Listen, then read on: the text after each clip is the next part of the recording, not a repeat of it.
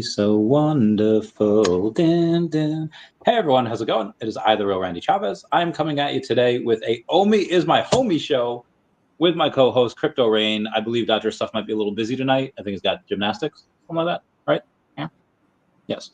So we are here to go in and carry on the show. Everyone say hello Dashi. Hello Dashi.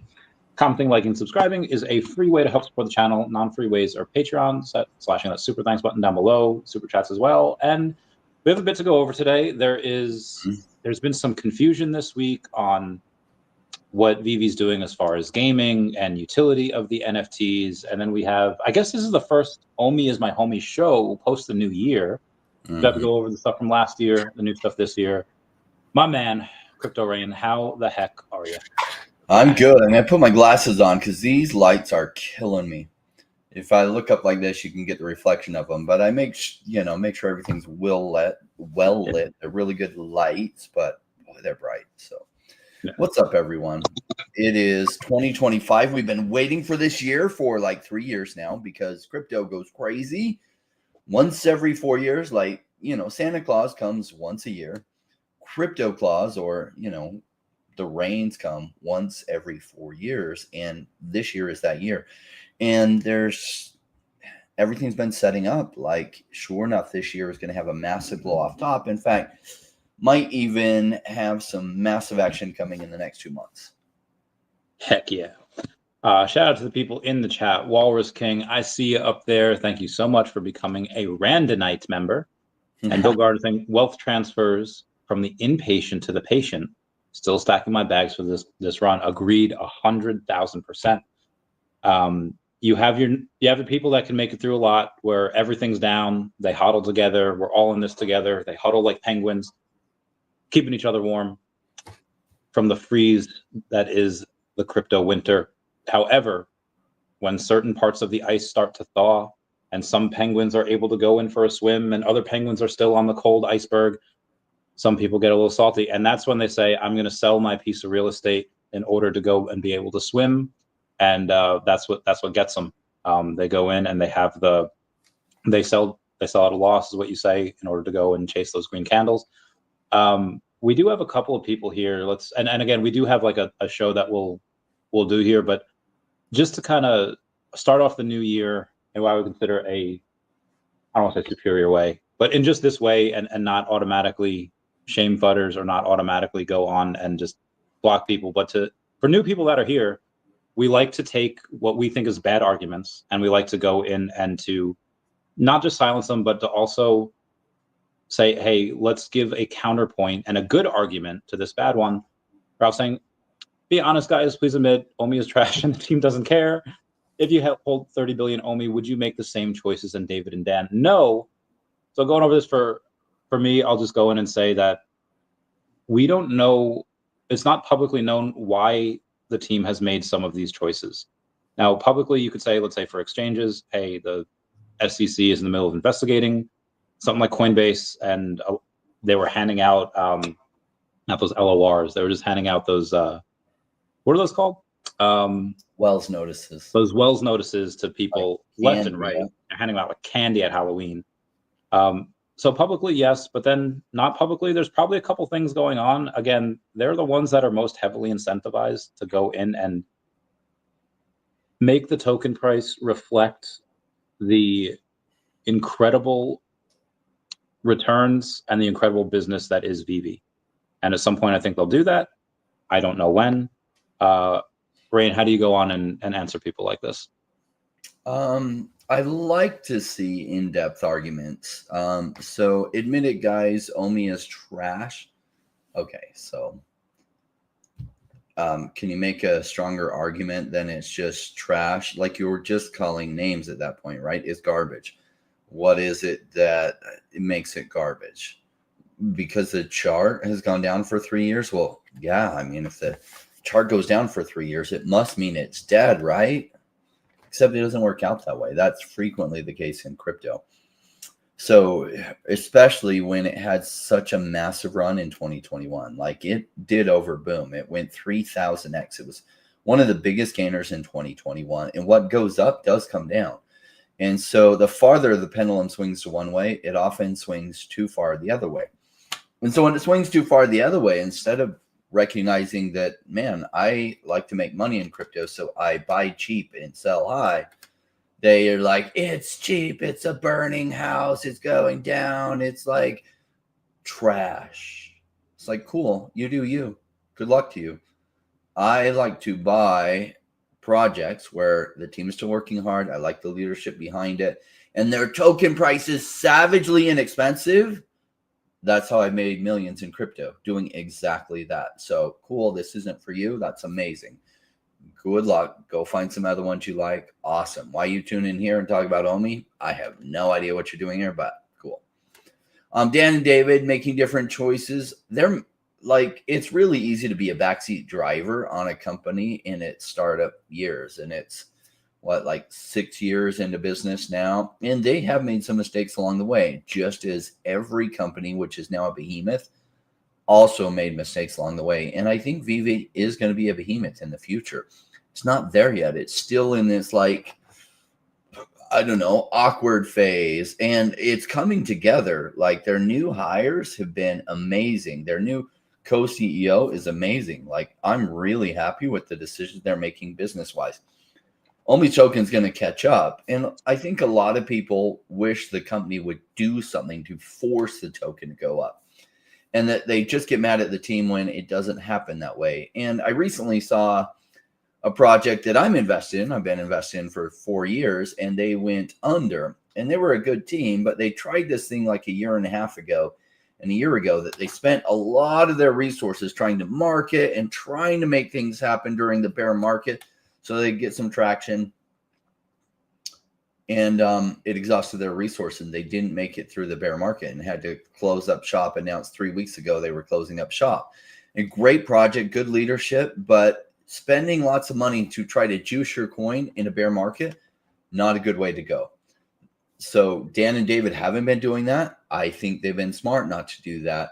If you run any marketing, you wait till altcoins are running.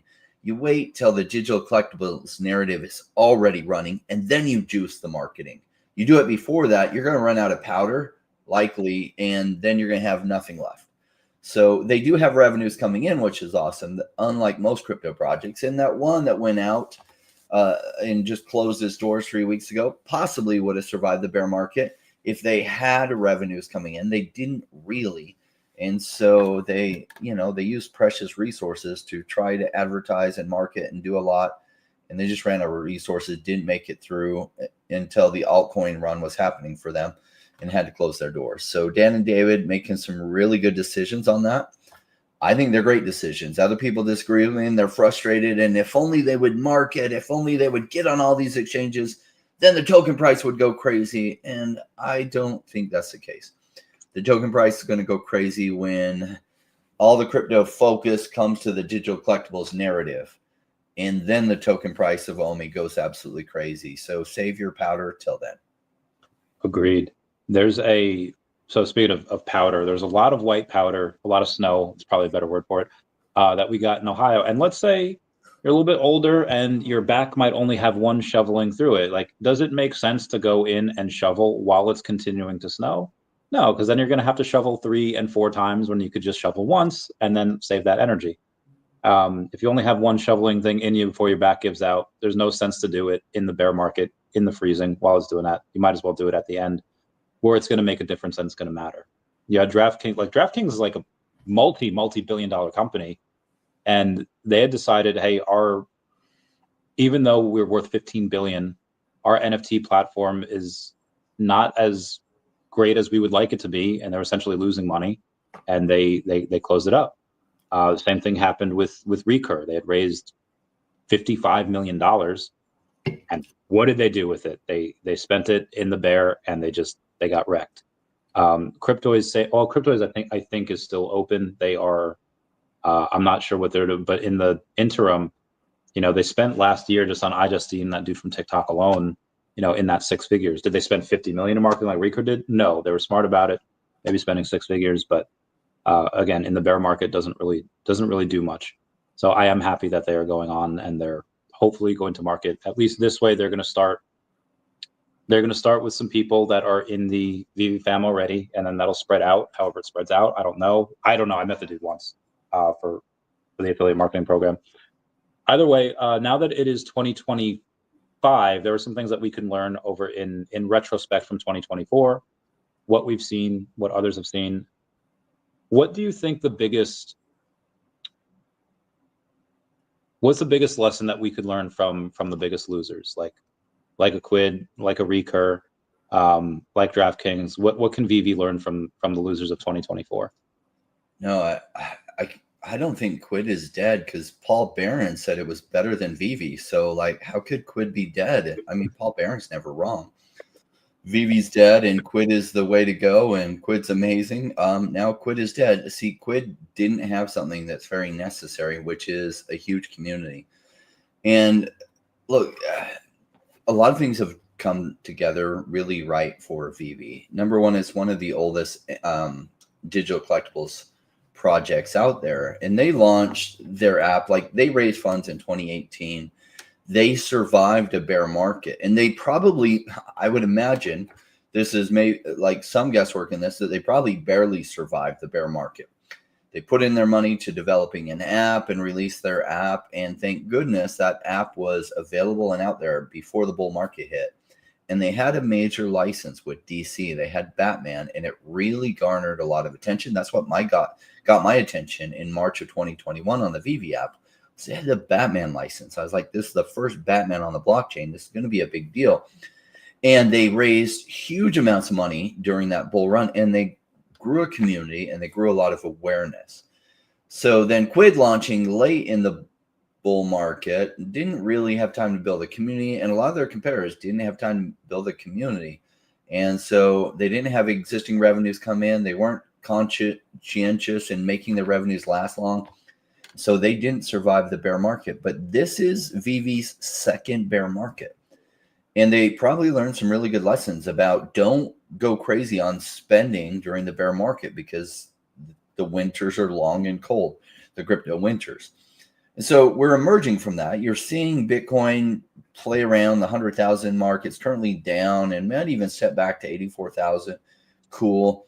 But attention is waking up to crypto. And I think if Trump, when he comes into office, he's supposed to appoint all these pro-crypto people, and that's going to really put gas on the fire. And at some point, the altcoins go berserk. And what happens is focus start cycling through these different narratives. And so it may be a month or two away that Omi goes absolutely crazy. Maybe it's later this year. I don't know. But we're close to that. In fact, the chart seemed to suggest that the bottom for Omi is in. Who knows? Maybe it goes even lower. But as long as they're alive and doing well, when the altcoin narratives really hit, the smaller altcoin narratives like digital collectibles, then Omi's going to go absolutely berserk. And I don't see why they're going to fail in that time. They have existing revenues. They, like, a lot of things are going right for them. So, like, it's just a lack of patience. A lot of people look at the chart and they have recency bias, and they look at a chart where generally you can say on average it's done nothing but go down. I see that as a good thing when I do research, and I like the company behind it. I feel like they have enough reserves, enough income to continue to survive till the bull market hits. That's exactly what I'm looking for as a savage, experienced investor. So cool. A lot of people don't like it. Well, it wouldn't be so cheap if there weren't a lot of people who were scared and didn't like it and selling out. And what I do is I buy from people like that. And like Abe's comment here, you know, people are saying Omi is a burning house. Bruh, that's what I do. He's a fireman. He runs into burning houses. As a savage crypto investor, unlike a fireman that runs into burning houses. And so I like charts that look devastated like this. And because I don't know exactly where the bottom is, I just dollar cost average in when it's cheap, and I'm buying $15,000 worth additional of Omi. Why? Because it's an amazing price. And yeah, then we'll see how it goes from here. So speaking of firemen, shout out to every first responder, especially the firemen in LA, battling those LA fires. You guys have your work hella cut out for you. Very own Jason Lawrence, big Omi homie, just shot a message to him today.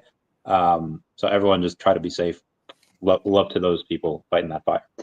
Anyway, so now that we talked about some of the biggest losers of 2024, what VeVe can learn, let's talk about some of the winners. At least in NFTs, towards the end of 2024, you had Doodles, you had Mutant Ape Yacht Club, Milady Makers, Bored Ape Yacht Club, Pudgy Penguins, and CryptoPunks. All did exceedingly well towards the end of 2024. I think over the last month and a half, you have an average of about 300 million in volume each week for NFTs. What is the increase in floor prices on, say, something like Bored Ape Yacht Club? Do you know? My numbers are old because this picture that I looked, the one for 6, it's actually like late April. And Bored Apes at the time, I'm not late April, I'm sorry, late November, was actually, it was up like 23%. So it wasn't a ton. I could try to take a look now though and be like Bored Ape floor. Yeah. And it is, the floor is 16.49 ETH. So what is it, 3,300? So it's 54,000. What was the? I think they got down into like the 30,000 range. Yeah. Yeah, it's about the same as it was in November. So it did a bit. It did maybe like a 80% up. Been kind of trading sideways since then. It was probably higher a few days ago or this last like couple weeks ago, before like the bit of the downturn that we've had in the markets. Those are some of the ones. What can VeVe learn from them? Do they need to learn anything? What's the lesson here? I don't know that VeVe needs to learn anything. Notice how CryptoPunks didn't do a massive marketing spend. Bored Ape didn't do a massive marketing spend. Yet the NFT narrative hit, right? And so they were just leaders in the NFT narrative, and the NFT narrative hit. Now, what's interesting is the NFT narrative and the digital collectibles narrative isn't the same, and they don't run at the same time. Now, we don't have a lot of patterns to go off. We do know that the NFT narrative ran before the VeVe collectibles narrative ran, preceded it by 3 or 4 months. So maybe VeVe collectibles really start to pick up in like 2 months. We don't know. It seemed like some of the money from NFTs cascaded later into digital collectibles when a lot of the NFTs really, really peaked in like October 2021. And it was January 2022 that VeVe collectibles peaked and did remarkable numbers. I do want to bring up a comment here from I Love Golf saying that there's 700 active wallets today. That's not good. So I agree that any days that we have under 1,000 users is not fun to see, but you can't like cherry pick data and say like, okay, what's a day that we have absolutely no drops and then cherry pick that piece of data. So today there was a drop yesterday. There'll be a drop tomorrow. There was no drop today. So of course, less people are going to be on actively, but just be advised the number that we have is 5.5 people have X'd. The amount of people that log in have 5.5 X'd since September. So you do have a big login over there. Things are going in the right direction. The type of jobs that are being hired right now are jobs that are they're just in marketing. So they are doing that work in the background. Like I've said many times, I don't know if we necessarily see some of the fruits of that labor up until like Q2, maybe later in this quarter. But they are working for it. Let's take a look at the other stuff we have here for today. While I'm looking for this, do you have anything that pops in your mind you want to go over? Well, Toby Salisbury asked, thoughts on Ben Rose AMA with Superstar Money. It was really positive and transparent interview in my opinion, but my vault value doesn't agree, LOL. So like vault values will run when the narrative runs, but I do like to see, like I watched half of the Ben Rose interview with Superstar Money and I thought it was really good. They asked some really good questions. I like Ben Rose a lot. So I'm really, really happy with that hire. They've hired really good people. I think they're setting up for really good success because good success follows good people. But it follows, like it doesn't happen right away. And so one good AMA isn't going to change vault values. It's not going to kick off the digital collectibles narrative. That's going to happen. And what will happen is prices start really going up and you're going to tell all your friends and they're going to find out that what you had bought has gone 4 or 5 times up from what you bought it at. And then they're finally going to FOMO in, and then they're going to tell their friends, and it cascades for a while. And so that's how the narrative runs happen. It's like a lot of people sit on the sidelines till late in the game, and then they throw massive money in later, and it causes another pump up, which then more people come in with more money and causes it to go crazy, at which point, like, sophisticated investors are selling into that, not buying into it. Sophisticated investors are selling when vault values are way, way down and Omi is way, way down. And then they wait patiently for that cascade to happen. And that cascade hasn't happened yet. So cool, I'm content to wait. My Omi position is down hundreds of thousands of dollars that from what I put in over the past 3 years to what it is now. Same. That's all right. Cool. I'm patiently waiting. Like what I put into Cardano during the previous bear market, I started buying at 11 cents. It bottomed out at 1.7 cents.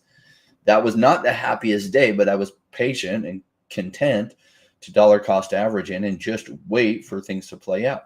And eventually did. And it, topped out at like $3.40. Cool. That's 200x up from where the bottom was. So there's a couple people saying good evening, good day, everybody. So going back to that comment, I forget where it was, saying that there's only 700 people today.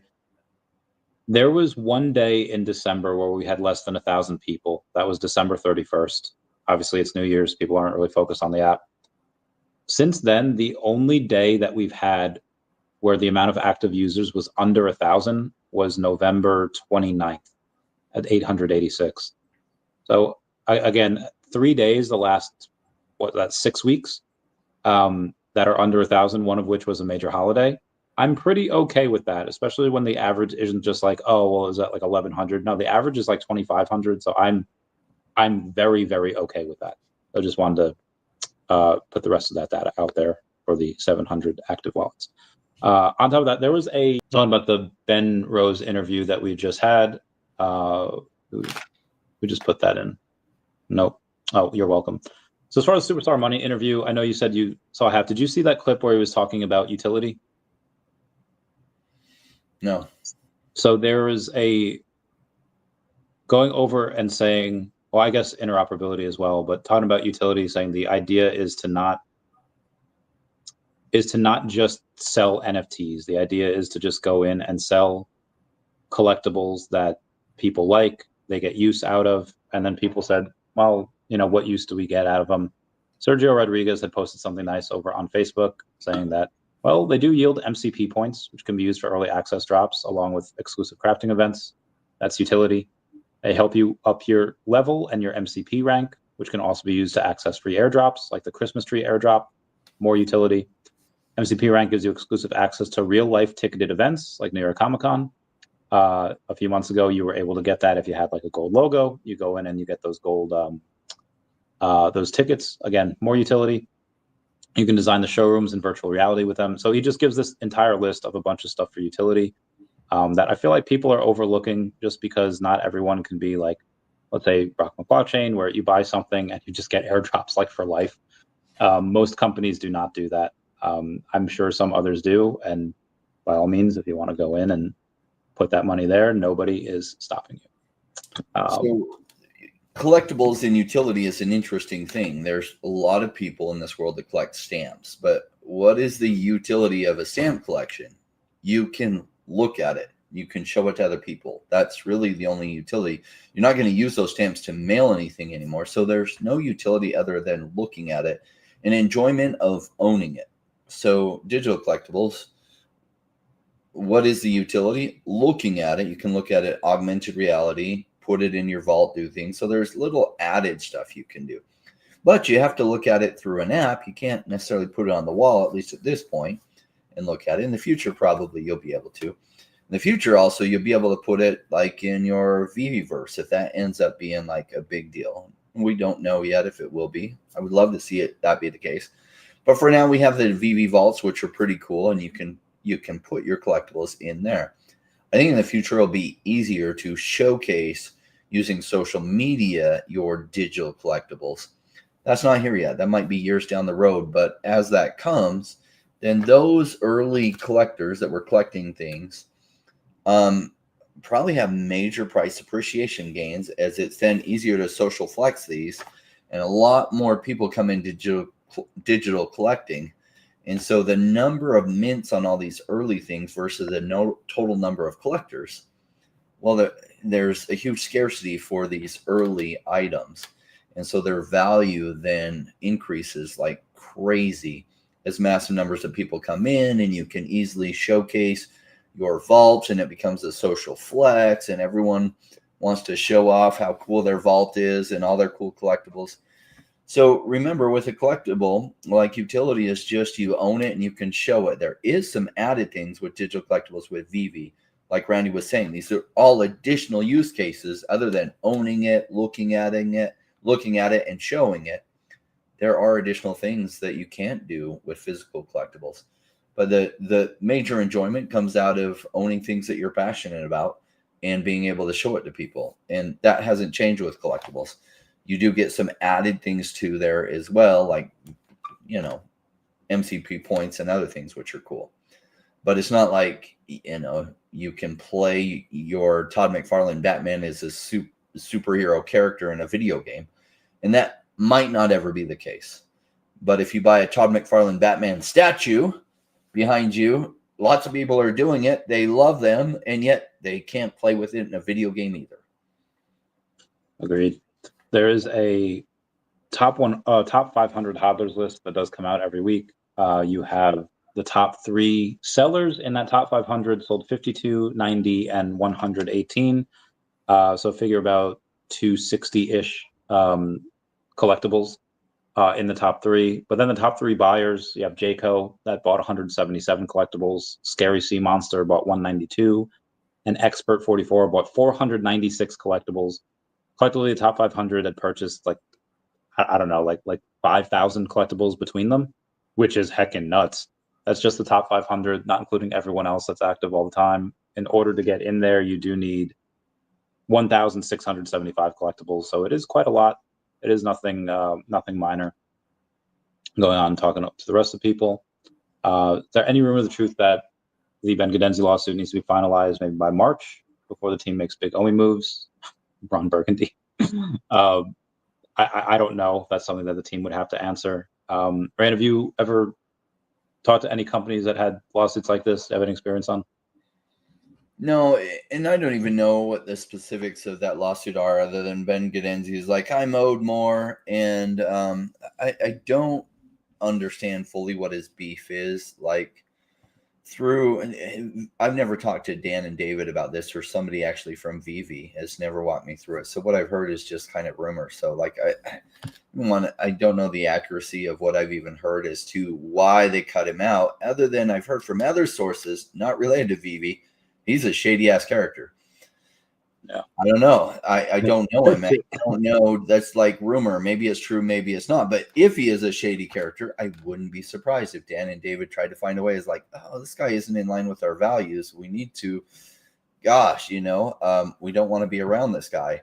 I think he was also responsible for hiring some major influencers, or somehow involved in that, and them shilling Omi like crazy without disclosing it. Well, that's not how you do business.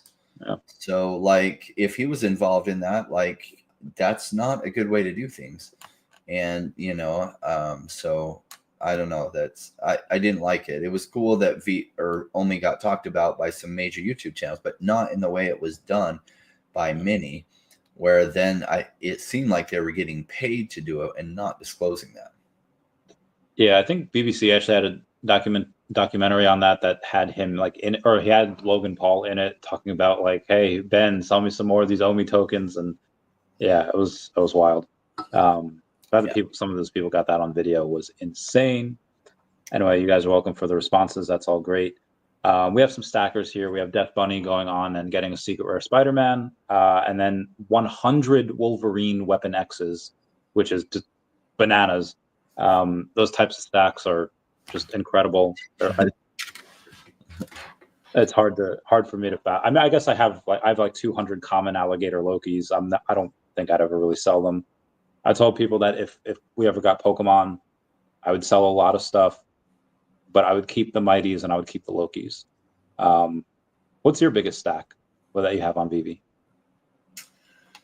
Well, I've been stacking more Omi, so I look for what I feel is most undervalued. So I was massively stacking VeVe collectibles in 2021 because like the prices that they were being listed on the market for were too low in my opinion. So, I bought Todd McFarlane Batmans, and I bought like DeLoreans, and I bought the comics when they came out. I bought like 50 of the Marvel #1s and Spider-Man, Amazing Spider-Man #1s, about like 60 of those. And I just loaded up on those because Omi was still coming down, and Omi was like overvalued at that point. And so then as it came down to a point that started to become interesting, I started buying Omi, but I was mostly still buying collectibles. Now that Omi's so cheap, and collectibles are down too, and I bought some, like I've added more into like the rare comics that I think will do well in the future. But most of my money isn't going into VeVe collectibles. When I free up money, a lot of it goes into Omi at these prices, because I like to buy cheap so I can sell more expensive later. And I'm tempted to buy a bunch of really cool things. Like I love the Miles Morales Spider-Man, which I don't have a secret rare. And I love to buy that. But if I bought that now, I probably would never be able to sell it. So I'd be taking investment money, throwing it into a collectible that I'll probably never sell. And so I just refuse to do that. This run, I've got as much money across as many things as possible to try to maximize this window of time. And then I'll collect things I'm passionate about later. For me, it's about the highest potential gains possible in this bull run. And, buy some of those real life things that I want, like a, $10 million house, and, a $3 million car collection, or maybe even a $7 million car collection, like real life cars, and still having some money to invest in crypto. So I would love to have, I really like VeVe collectibles a lot, and it's painful for me to see these decent prices, but then be throwing more money in Omi, which Omi, I mean, it's kind of fun watching the number go up of the Omi you have, but it isn't as fun as having more cool VeVe collectibles where you look in your vault and you see like stacks and stacks and stacks of them. That is more fun. Unfortunately, I'm delaying some of that fun, right? So that I can get the biggest gains possible. And some people like don't feel as confident on the crypto stuff and Omi. Like I don't blame anyone for buying tons of VeVe collectibles. I think they'll do really well, especially particular ones I think will do exceptionally well. I am more into the things I think will go 50 or 100x because, I have some bigger life goals to accomplish with that. I need more money, more return on my investment for. Agreed. So that being said, you did mention on your, I feel like I'm stalking you when I say this, like, hey, I watched your other video, Rain, like when you had Paul on this morning, and I was, well, I think I commented, so that I was watching, that you did get some more Omi recently, as did I. I finally reached that 200 million mark. But you said you got how much more Omi in the last? 15,000 for an OTC deal. 15,000 worth. So how much Omi? I haven't got the Omi yet, so I don't know. They're going for about a third of. So what would that end up being? Third of 110. We do it right now. Like 3 million per thousand, so it'd be like 45 million more Omi. That's awesome. So that's a pretty significant amount. Is this your lowest DCA? Like, is this the lowest price that you've gotten for? Yes, I miss that super juicy point. And a lot of the challenges, I'm fully allocated into crypto. And so it's like, in order to buy more crypto, I got to sell something else. And I will only sell things that are up to buy something that's down. I don't sell what's down to buy what's down. So I had a position that was up. It's up 20x. And I think there's still plenty of room to run with that. But if I can take that 20x and buy Omi where it's at, and if Omi goes like 50x from here, that's 1,000x return on that money. So made sense to me. Yeah, it's I can't wait for this. So part of the reason everyone's saying like, well, how do you feel when it just continues to go down? Let me see this, like, all the way down. What a shocker. Yeah, so for me, I don't say that I don't care, but you have to take a look at the reasons why it's going down. Is it going down because the CEO is in the middle of like a scandal? Did it go down because we lost a bunch of licenses? Or did it go down because a few days ago, Bitforex released a lot more Omi, and then Ecomi had announced that their bridge was done, their Go Chain bridge, so you could take your Go Chain and convert it to ERC20. So now you have a bunch of people that are getting access to Omi that they haven't had, probably, I don't know, 500 million or 1 billion Omi, give or take. I think Bitforex still has like 13 billion left, and the amount of Omi that was in Go Chain is whatever was on is probably off now. And that's a likely reason on why you had seen this negative price action. And also, like, the whole market's been down the last couple of days. And for the last couple of weeks, it seems like that Bitcoin and Omi were actually running in tandem with each other. So maybe Omi would have stayed where it was had it not been for these announcements. But, we'll see. Did you have any Omi on GoChain?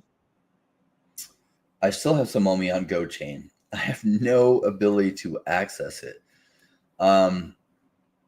At the peak of the bull market, it was worth about almost $100,000. I bought it in the pre-sale for $400, and you might as well consider it burned. So, what would that be when it was like 1.4 cents and it was worth about 90,000, almost 100,000? Yeah. So, like, I don't know. I'd have to use a calculator to figure out how many millions of Omi that was. But yeah. Oh, well. So yes, there's more Omi burn than people realize. You're welcome.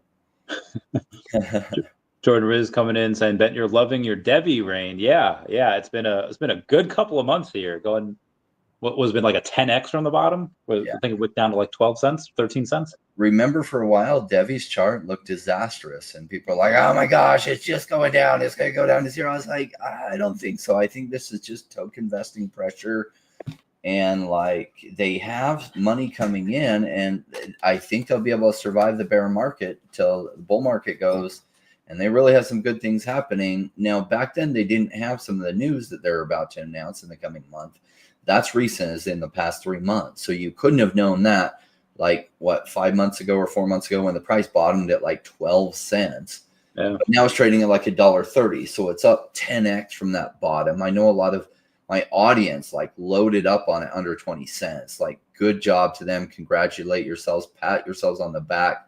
I believe our good friend from Ohio, Reagan, loaded up like somewhere near there, right? Like right near the bottom.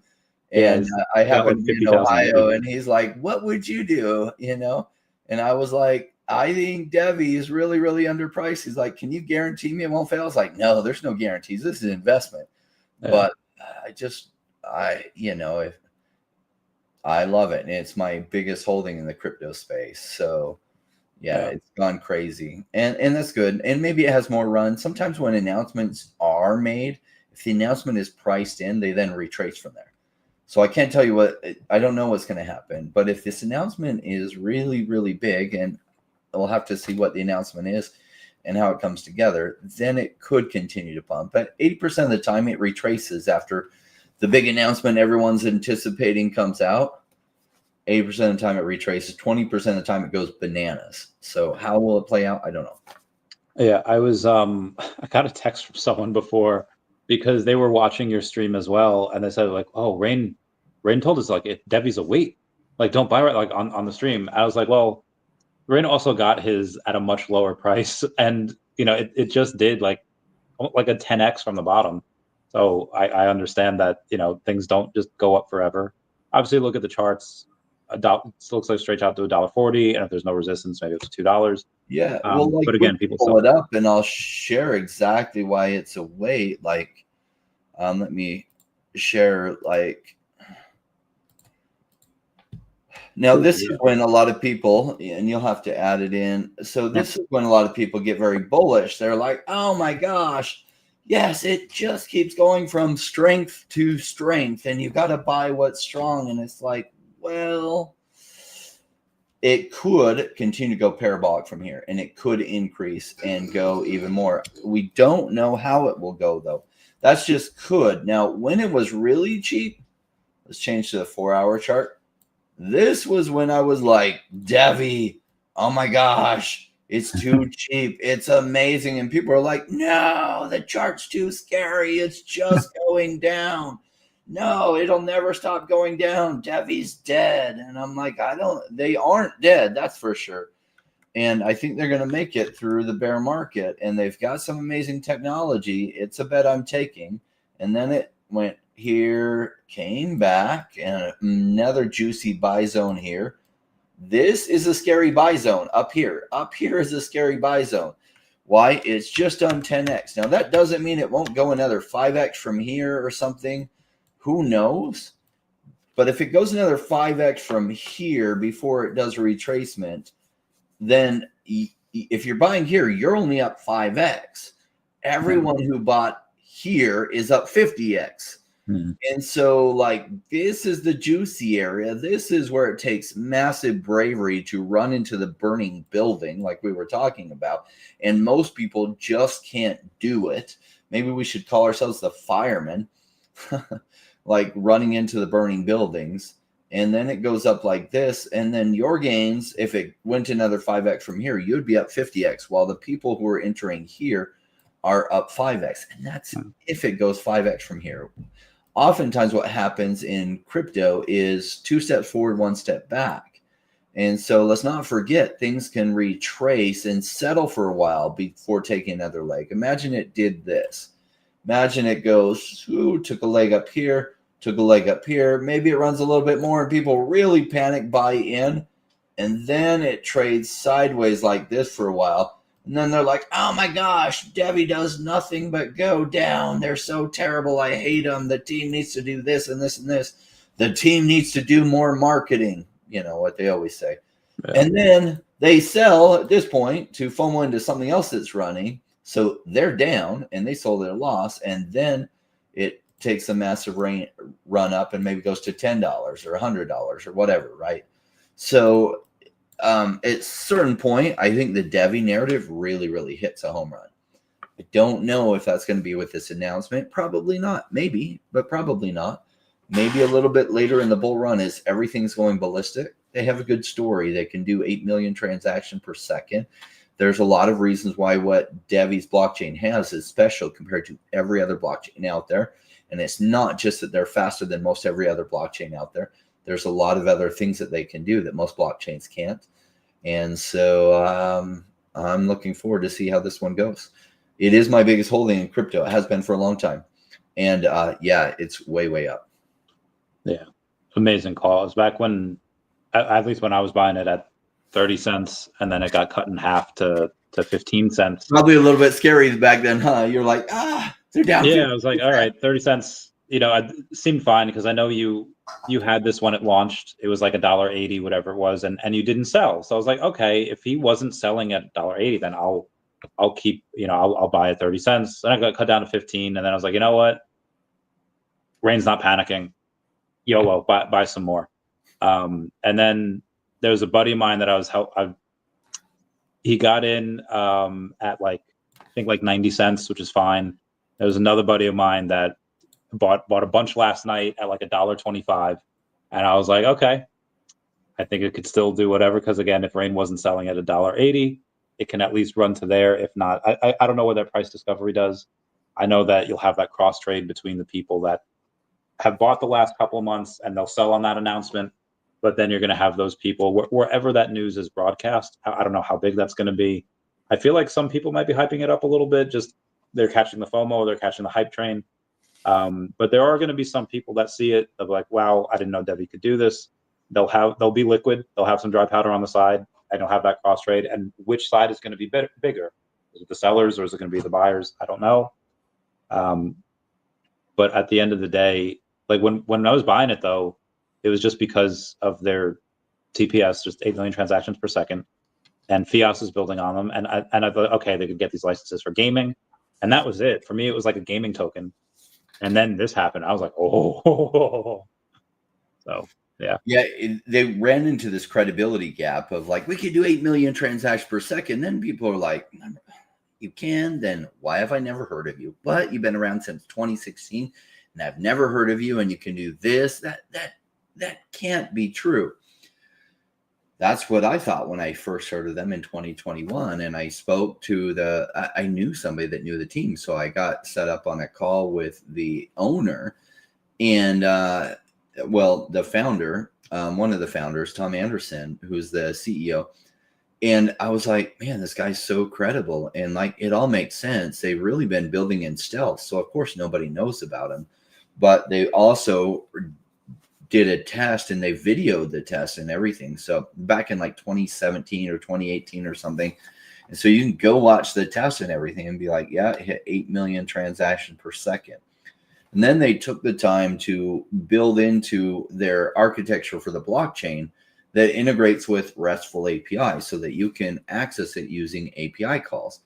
Now, the advantage of that is 90% of programmers know how to use API calls.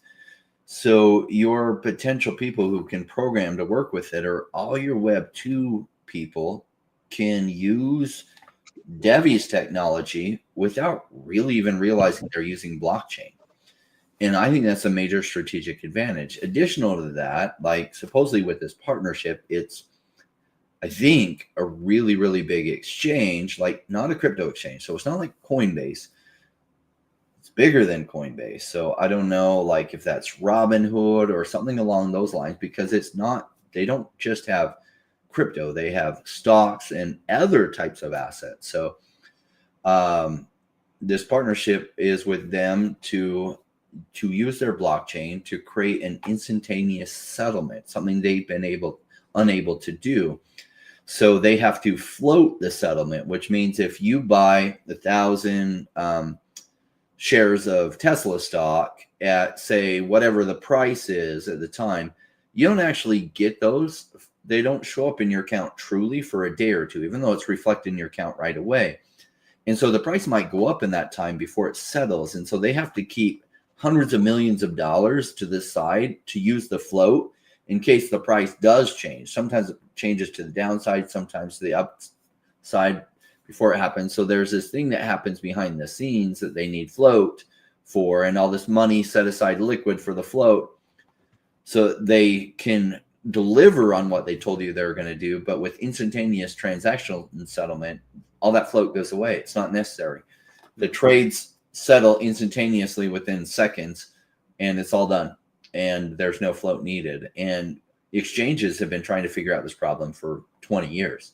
And VeVe figured out a solution using their blockchain.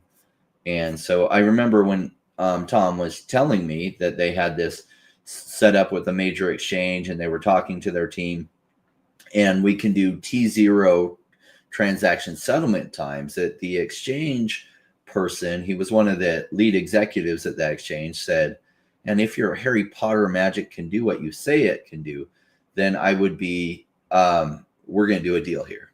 So they spent some time researching it and working together and seeing, because they already had it working. And it seems like that moved forward. I think that's what the big announcement coming out is. And we'll see. We'll just have to see it. Like, I don't know the specific announcement. I put together some things based on what I know, that I think I have an okay idea what the announcement might be, but it's not. Some of it's speculation. I'm as curious as everyone else to see what the actual announcement is, what the partnership entails, and what it leads to. I mean, for T0, that's not just in exchanges. That's good for banking. That would be great for credit card processing machines. Like they could take over everything, even like stable coins. So in the data is just coming out about this. In Q2 of 2024, you had 1.1 billion transactions from stable coins, amounting to about 8.4 trillion in value. And in that same time, you had Visa had about half of that. They had like 4 trillion in transactions, going from one place to the other. And the amount of disruption that this could do is hitherto undreamt of. Like this has never happened before. So any scenarios that we could put in, any breakdowns, it's all theoretical. This could literally change the world, and it could. They could go in. It could become a top 10 crypto project. So when I invest in things, I like to look at what's the potential if their technology ends up like hitting a home run. What could this market cap go to? What could it go to if they get a base hit? And so if VeVe hits a home run, they could end up in the top 10 market cap. Like other things that I invest in, if they hit a home run, where could they end up? Like I think Omi could be a top 50. If it really goes crazy, could be a top 25 for a while, because things change hands, right? Right now, Cardano's like number 5 or whatever on the market cap. Or I'd have to verify exactly where it's at. But for a while, no, it's number 9. For a while, it fell below top 20, right? So it is always changing what is what. But Omi, like VeVe, could be a top 10. If this announcement is a big deal, and that then gets everyone else talking about VeVe, because most of the crypto space is completely unaware of VeVe. They don't know anything about it. So it could be, if this announcement is big enough, that it wakes up awareness that all the major YouTube channels are talking about it. If that's the case, it's not going to settle back down it is going to absolutely skyrocket while all these people FOMO into it. Yeah, so they could just be like the new MasterCard, they could be the new Visa, or they could just license that proprietary tech out, and then they can just make oodles of cash on it. I don't know what type of patents they have on which technologies, but I guarantee you they're going to. Most of the crypto space doesn't have patents, and they started applying for patents like way back in 2016, 2017, when nobody was getting patents. And so they have some specific patents to blockchain and privacy and some other blocking level patents that could be a very big deal. Yeah, it'd be amazing. So doesn't have to be roadmap. Going back from the past, looking to the future. The biggest winner for VeVe, whether it could be the affiliate marketing program, it could be exchanges, it could go on and be VeVeverse. What do you think is? I'll wait to get back here, but we'll see what he thinks. Just a second, I'm going to refill my drink. Surely. So everyone that is here right now, I have a new tiger duck. I'm going to put on Dashi. I want you to know. I want you to name it, because I'm just curious. Let me know. Roadmap. I'm very curious to see, not necessarily what's going to happen, because we know what's going to happen. Like I was telling Rain, the affiliate marketing program, the VeVeverse. I just don't. What's coming first? I'm going to say after Trump gets in and after the SEC has like that overhaul, then maybe we'll get some exchanges. I'm not expecting that right away. I would expect VeVeverse, the rollout of Stacker, and then I would expect the affiliate marketing program in Q1 as well. So you have those 3 things, and again, maybe an exchange towards the end. And I'm just curious at what order they're going to do that, and if they do start putting out exchanges, what order are they going to do that as well? My guess would be that they would start with smaller ones and then try to go big eventually. Tide duck, distant relatives. Oh, that's a good one. That is a good one. I'd take a picture of that. So that's what I would expect over there. At the end of the day, like, what is going to be the benefits package of the affiliate marketing program for the people that have been touting VeVe for years, and for the newer people that are going to come in because they have 100,000 followers or 500,000 followers. And again, it's like, it's one thing to say, yeah, I have 100,000 followers, but you get like 300 views on your videos, versus, hey, I have 50,000 followers, but my videos get tens of thousands of views. And again, what are those followers? Like, I know somebody that specializes in getting child support from the baby daddy. It's odds are that clientele doesn't have a ton of money. So, or you could have somebody, and again, that person could have 1 million followers, versus somebody that has 10,000 followers, but they're absolute degens like us, and they carry a big bag of dry powder. So Rain, what do you think is going to be the biggest winner for VeVe and Omi this year, whether it be exchanges, affiliate marketing, it could be VeVeverse, it could be I think the affiliate marketing is a huge deal that people don't realize how I think this comes together. So there's something I realized that a lot of people don't have. It's called golden vision. It's the ability to see the future before it happens. And it's not like actually seeing the future. It's just seeing how certain things are coming together and being able to take a projection. So if you see, like, why is it that you're able to catch a fly ball with your baseball mitt? Well, because you're seeing the trajectory of where things are going and able to catch it, even though you're guessing where it's going to be in the future. Well, how can you do that? You don't know the future, but you're watching the trajectory and multiple things, how they're interacting, and able to make some pretty solid guesses. I saw what happened with VeVe in 2021, where you had some major influencers. These are not crypto influencers. We're talking about Omi, and some talking about VeVe. Now, some of the Omi ones were getting paid, or it seems that they were getting paid. I don't know. I haven't seen the actual details, whether they're getting paid or not. Some talked about Omi, but some talked about VeVe. And back then, I don't know that they got paid anything for talking about VeVe. And yet some non-crypto people were talking about VeVe. I think this time it comes together, I think you'll have more talking about VeVe just naturally. You add in the affiliate program, and you'll have a lot of non-crypto people talking about VeVe and digital collectibles, is my guess. People with millions of subscribers. And you know what? They're going to make way more money with the affiliate program than I ever will, because their audiences are absolutely huge, and their audiences are going to be like, oh my gosh, yeah, throw $100 into these cool collectibles. Oh my gosh. And, you know, so if they're reaching 2 million people and 100,000 of them start throwing $100 in, that'll be really big for VeVe collectibles. And I think that's going to lead to huge things. After I talked to the affiliate marketing director, I was like, this guy's really sharp. He understands things. He had background in Twitch and some other good backgrounds. So I was like, this guy is the right guy. He gets the vision of affiliate marketing. Hopefully they give him good funding to really go out and make these partnerships happen, not just with the crypto people, because where the massive money is made is when you're interacting with non-crypto people coming into your thing and non-crypto YouTube channels, because even the biggest crypto YouTube channels have like 1.8 million subs.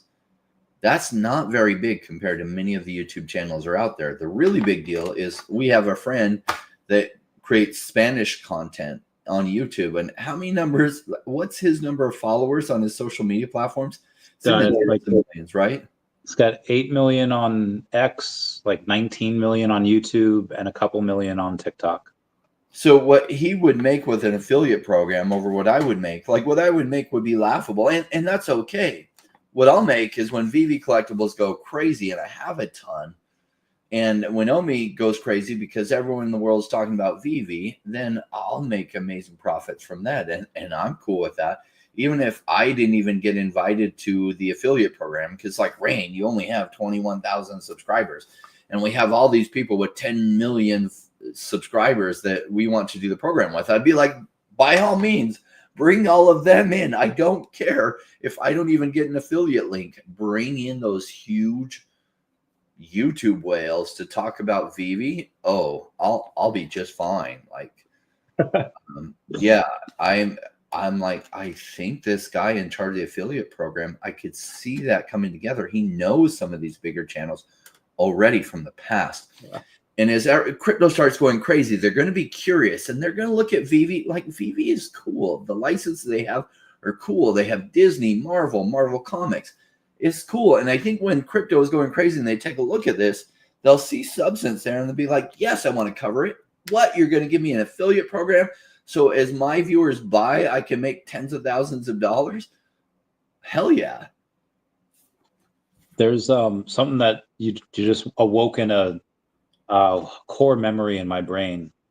In Secret Wars, the comics, there's the Cabal of Thanos, where they go into other universes and they kill Avengers, and they get very good at killing Avengers until they come back to the main Marvel universe and they say, okay, well, let's fight. How are these people so good? Because they've killed multiple versions of you in multiple other universes.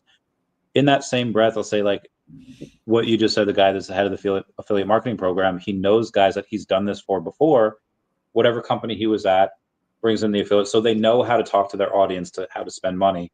So let's say there's some guy that he knows with 50,000 followers versus somebody that, and they've worked together before doing this type of thing versus somebody that's got maybe 2 million followers but has never done this before. They don't know how to talk to their audience.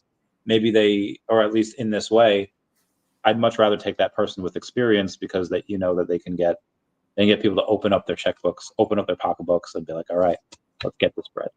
And obviously, what's good for VeVe is good for Omi.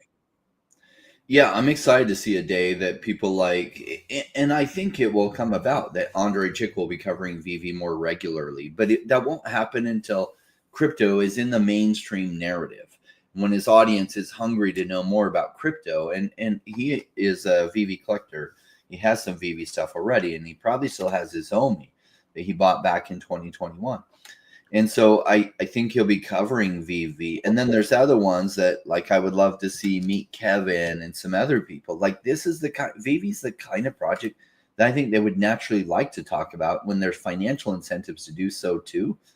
I think it's a good fit that you'll have a lot of these influencers that have millions and millions of subscribers talking about it. And I think their audiences will like VeVe.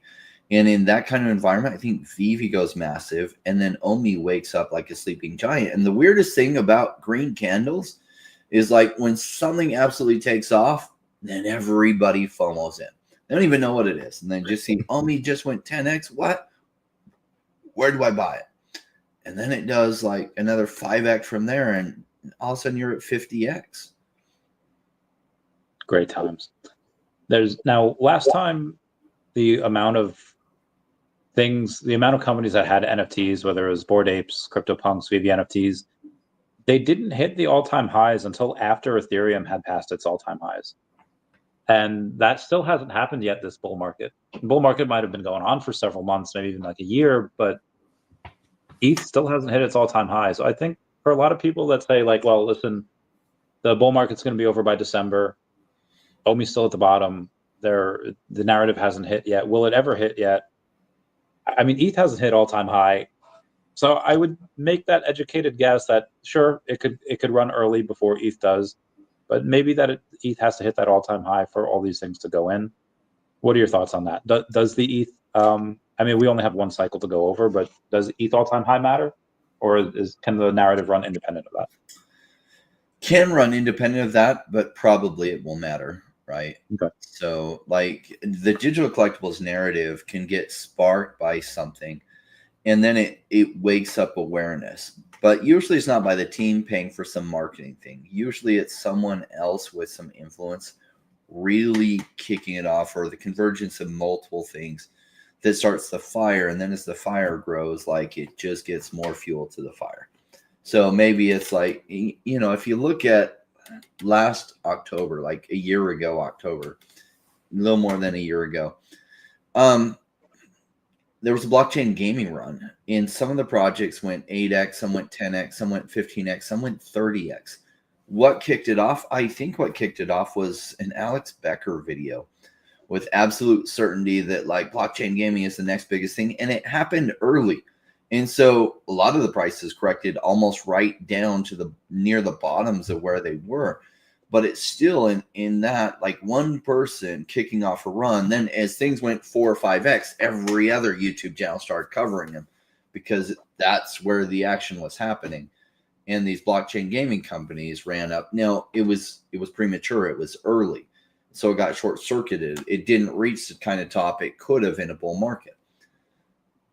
Like, you could have somebody with a lot of influence wake up to Omi or VeVe and start covering it hard with absolute certainty, which causes things to start move. And then as they start moving, then other people will be like, oh my gosh, check that out. And that gets tons of coverage. And then everybody's talking about VeVe and Omi. So the last time we did like a parabolic run, early 2021, and it happened in a couple of weeks. And granted, we ran again after coming way back down, but we ran again a couple times actually. This type of thing, can people? I mean, obviously, you have right now. You could buy in, and it's some of the juiciest prices that we've ever seen. At what point do you do you miss it? Is that going to happen the same time? Like it happens in April and then by June it's over? Or do you think this time it'll just be a little bit of a slow burn and we go and 2x one month, 2x the next month, and that keeps happening? I'm still trying to find a magic crystal ball that works. If somebody's got a lead on a magic crystal ball that is 100% accurate, I want it, because I don't know. So even people who look at charts, it's just educated guesses is the best people can do. Like when you're trying to catch a fly ball, it's an educated guess where it's going to be. You don't know that bird's not going to fly into it, knock the ball a whole different way. Like things can happen. It's an educated guess. But over time, you get decent how guesses, but it's just a guess. And I don't know, I don't have enough information to even know how Omi's run might play out. Just, I like the fundamentals really strong. It's a strong narrative within the crypto space. I think digital collectibles are superior to physical collectibles in many ways, not in every way, but in many ways. And that the world wakes up to digital collectibles. And I think it has a major narrative in this bull run. If that plays out, then Omi will go crazy in that environment. If VeVe's still alive till then, which I think they're looking really strong for that. So I just buy while it's cheap and it's being fudded on, and I just wait till then everyone's talking about it. Does it always work? No, but the odds are stacked way for me, way more so than against me. Agreed. So we have Dog Boy that commented before, hey guys, Rita, his wife, got me a Riso for my birthday. Season 1 set finally complete. What a gal. That is amazing. Yes. Birthday, that's something to get for a birthday. I wonder if that's something you could have, if it goes to 20K, is she going to be salty if he sells it? And then maybe that salt will go away if he buys her a nice ring or a nice piece of jewelry or something. Yeah, I don't know if that would do that. Mr. MC1 just got finished with O'Milly. He might be a little tired. If he wants to come on, by all means, absolutely. We always love to have him. But in case he doesn't, that's fine. So as far as VeVe going in and answering about utility, saying they're committed to adding even more utility and long-term value to our existing collectibles. Utility will be dependent on our agreement with the licensor. Plans are underway to bring new engagement to older collectibles. Be sure to keep an eye on our official channel for updates. So I thought that was pretty nice of them to go on and say that as well. Always trying to surprise us. And that's something I don't think they really have to do. Their stuff, it's already been sold. I don't really think that's something that they needed to, but they are anyway. So good for them. As far as that goes, do you think that they are wasting resources to give us something for free? Or is that say hey, we got to keep people happy, and this is one of the ways that we do it? I think they're smart to do that. Community is everything. So has VeVe always done all the right moves for the community? No, but no company really does. And so they still have one of the strongest communities in the crypto space. In the digital collectible space, could you name me another community that's stronger? I mean, look, most of them didn't even survive this bear market. So they're obviously making some decisions right. And I think this is one of those decisions they're making right. I do love their app. I do think David Yu is the right person for a digital collectibles app and to be pioneering this. I can't think of a person who knows the collectible space better than David Yu. So he's the right person leading this charge. And I think he does think about the community a ton. And a lot of great decisions are made. And sometimes some ones that are we don't love. But I think that was another good decision. Some free things to reward community members. Yeah. Things that VeVe should stay away from this year. If they could learn from mistakes, what are some things that you'd like to see VeVe avoid? I mean, obviously, when you have all these big announcements they can do with their roadmap, do you want to see them spaced out, or do you want them to build hype and announce everything within 3 weeks of each other? Good question. I don't know. I do think they've put together a really solid team over the years. And so I like the team that's driving it forward. Major missteps that they've made, major ones in the past while, not that many. There was the app that was released that was pretty flawed and created some frustration. That happens in the tech stuff. So was that a major mistake? No, that was a minor mistake, and it was corrected pretty quickly. I like that they're making the app easier to use. I like that the computer app is getting better. I would love to see that you could easily set up your comics in your vault, and that you could easily turn through them in your vault. Like you could walk up to it and you could tap on it and make, and flip through it. I'd like to see cool things like that, but like what to avoid, I don't know. I think they've got a lot better at not over-promising and under-delivering, which a lot of companies do wrong for a long time. They learned some lessons there and don't do that as much. So I guess that's the one thing to continue to avoid. And I think they're doing a great job at avoiding that now. So there is an issue that is brought up every now and then, but not in this way. People are like, oh, whales are going to sell. And of course, you're going to have to take profit as well. But going to all-time highs and beyond that, you obviously have the newer people that'll come in that have never touched crypto, have never touched VeVe. And again, that cross-trade will happen. Last time when we did like that 3000x from like quad 04 to 1.3 cents, whatever it was, that was because there wasn't really any people selling. It was really just new people that were buying. Now that you do have people, like in the last couple months, there's been like 60 billion Omi that's changed hands. Now, some of that was trading, sure, and that's just recycled. But there's been a pretty decent transfer of Omi from either the inpatient to the patient, whale to whale, whatever it is. How big of an issue will that be on getting past half a penny or getting past 1 cent, et cetera? Hey, girl. I wanted her to come say hi. She brought me amazing food a little bit ago. Such a sweetheart. Thank you. What up, Raxel? How's it going? So I pulled her in to come say hi to everyone. It's good. It was really good chicken. Yeah. Mm-hmm. Very nice. And I had some. I don't mean to toot my own horn, but she's an amazing cook. Well, yeah, you did bring chicken that one time, right? I think I cooked you guys. I barbecued steaks. Yeah. Yeah. That was great. I love that episode of South Park where they flip the food pyramid, and then it's like, okay, fats and oils on the bottom. Have some butter with your steak. I was like, oh, yeah. Great episode. I don't put butter on my steak. She likes steak, but she doesn't do butter on her steak. How'd you get it to taste so good? What was the seasoned with? It's the magic.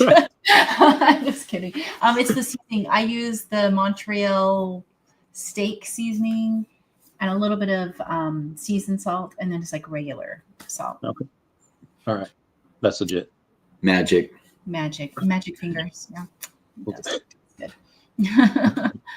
I can't wait to eat some stuff again with y'all. Hopefully in the next couple months as it gets a little warmer. Because in Ohio it'd be snowing. It'd be very, very chilly here. So. Yeah. I feel like we all need a trip to Arizona. Oh yeah. Let's do that. That was fun. That was fun. Yeah. We'll do it in I guess 2 ways. There's definitely gonna be one in May. We're all gonna do something for Tina's birthday. I don't know the details of that yet. I just know it's gonna happen.